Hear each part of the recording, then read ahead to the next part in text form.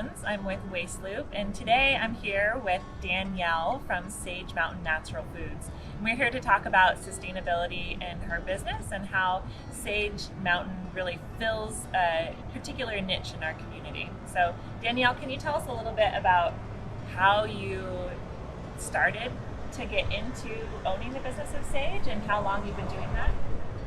It's been almost 3 years now since I took on the business.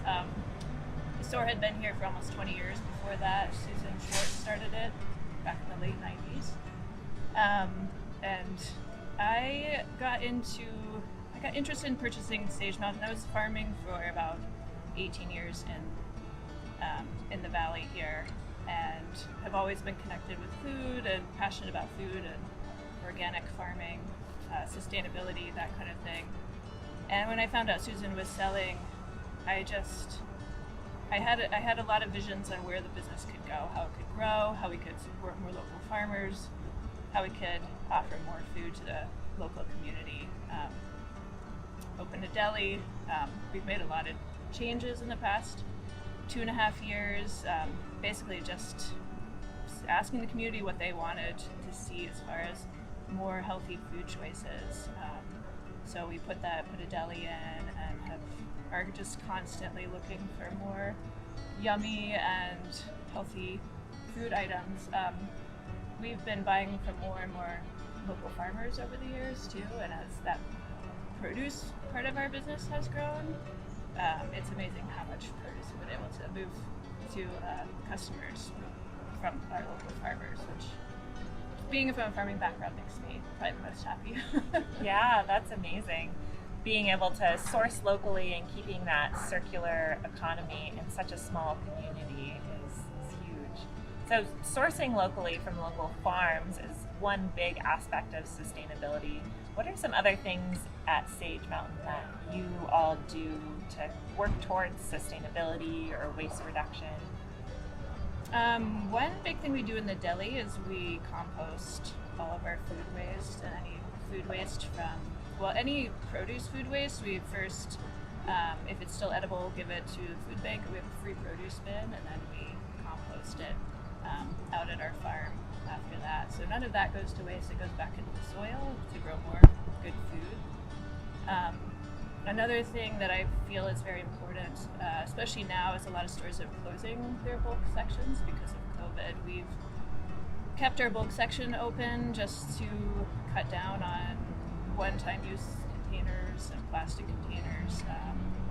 And we serve our customers out of that section, but we're really just trying our best to reduce packaging and container use and that sort of waste. Yeah, that's great.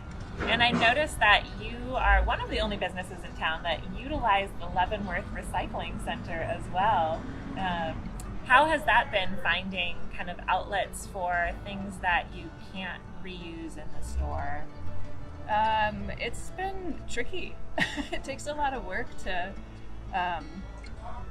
deal with recycling and to bring it there. It's only open certain times, but luckily you guys got glass recycling happening again, which is huge.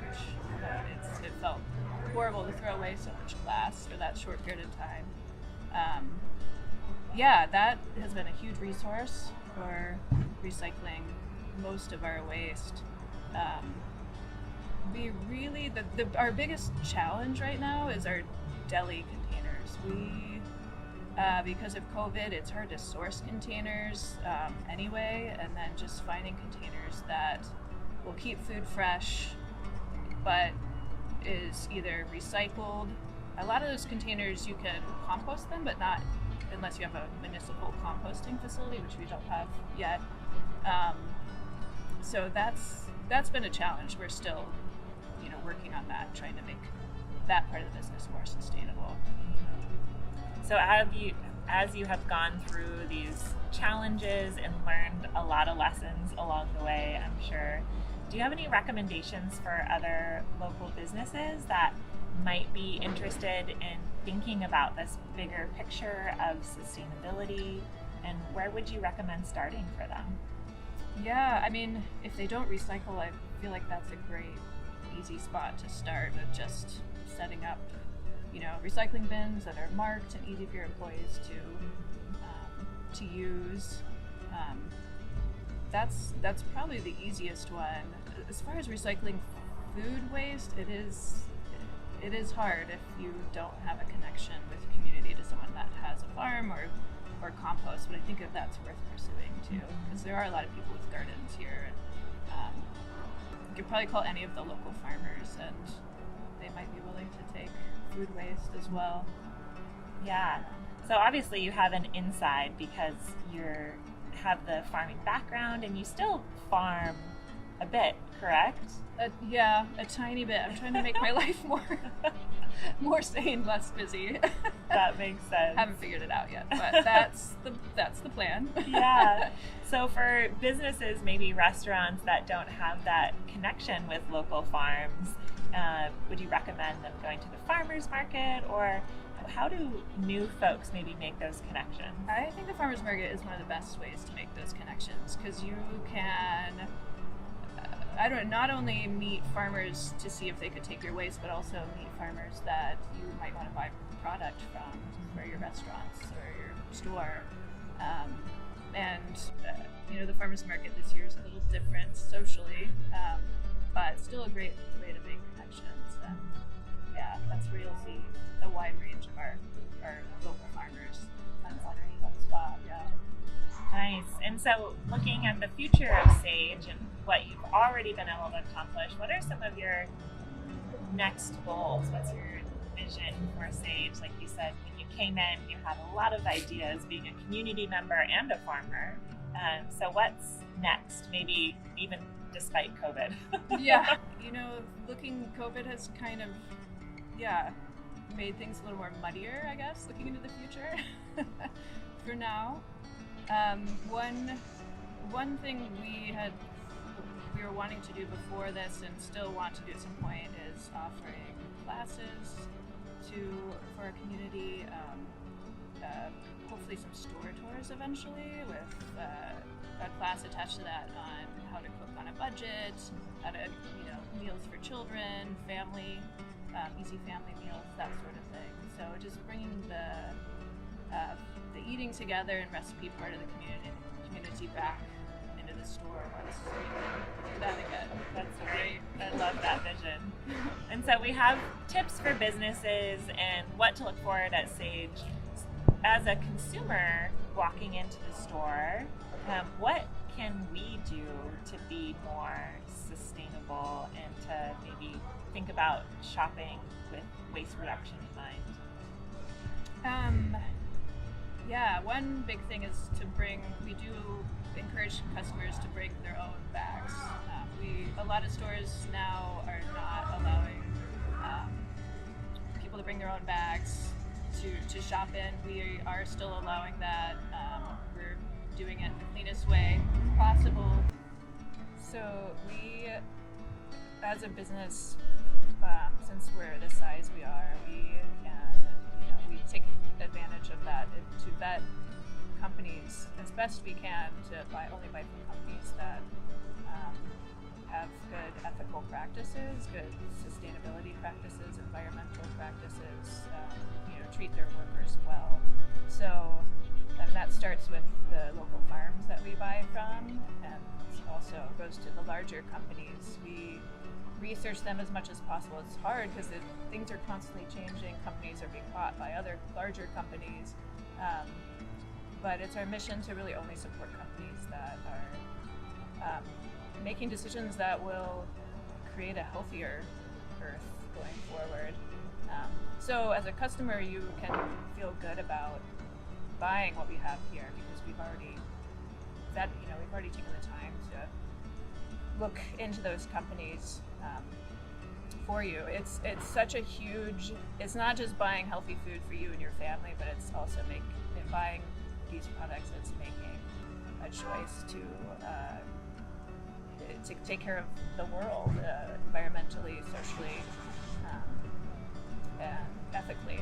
So it's a pretty great choice that people make and also enjoy it by eating yummy food. Yeah, great. Well, thanks so much, Danielle, for all the work that you've put into Sage. It's really a community gem, and if folks don't use it already, hopefully they'll be inspired to, bringing their own bags and things to fill up their bulk. And I'm excited to go into the store, and maybe you can point out a few things that people can start with as they start shopping at Sage. Let's do it.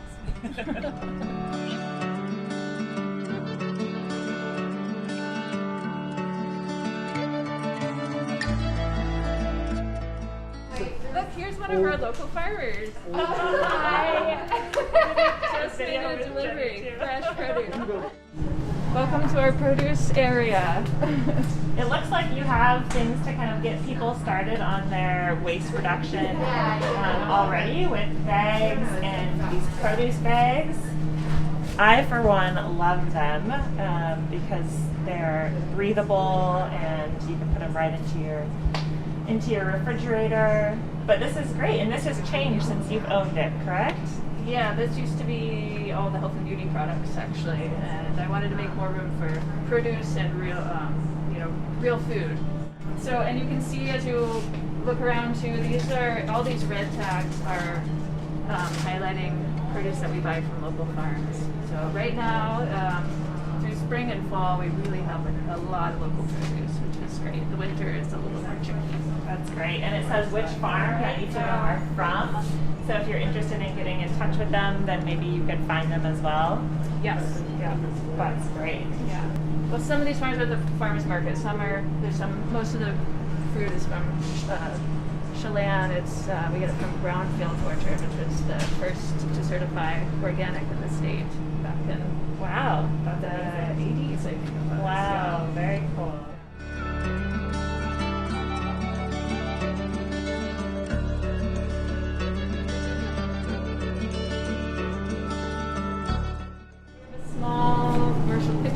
We make everything that we sell for a deli from scratch, and a lot of that product is sourced from local farms as well, a lot of the produce. Yeah, right now with COVID, we're having to use more packaging than we like to use, but that will change at some point in the future. But the deli's offerings are anything from soup to a bunch of different salads, green salads. They're starting to make some really great dressings that you can take home, and they'll be selling some larger containers of that, and then we will be serving soup to go, hot soup to go, hopefully in the next couple weeks, in a compostable package. Awesome. Yeah. And I also see that you have soups in your freezer. Yes. So another way that you're not throwing out anything Right. is you're just able to move it into here. Yeah, That's absolutely. great. Yeah.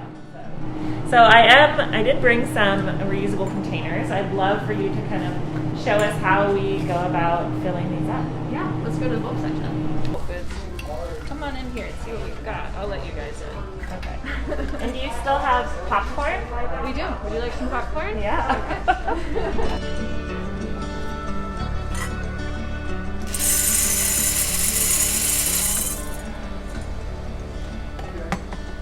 There you go. Awesome. Thanks, Danielle. Welcome. See what else we've got hidden back here. We have bulk olive oil and ground peanut butter, and also maple syrup, bulk maple syrup. One thing, Danielle, a lot of co-ops start as people buying bulk food together. If somebody were interested in buying a lot of bulk or going in on something like a huge bag of lentils, do you guys help facilitate that? Absolutely, especially going into winter.